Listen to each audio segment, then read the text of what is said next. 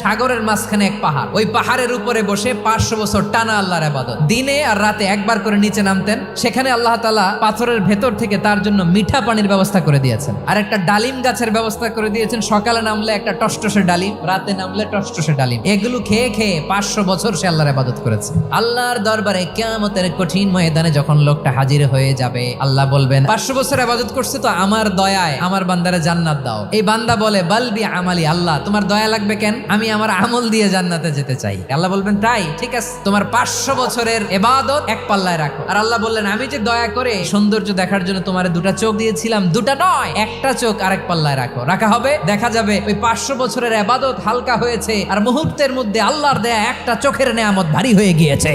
ফলাফল দেখো, হিসাব বলে তুমি এখন জাহান্নামে যাবা, যাও এবার জাহান্নামে যাও। এবার লোকটা কাচুমাচু করে বলে আল্লাহ এবার আমি বুঝতে পেরেছি তোমার দয়া ছাড়া দুনিয়ায় কেউ জান্নাতে যেতে পারবে না।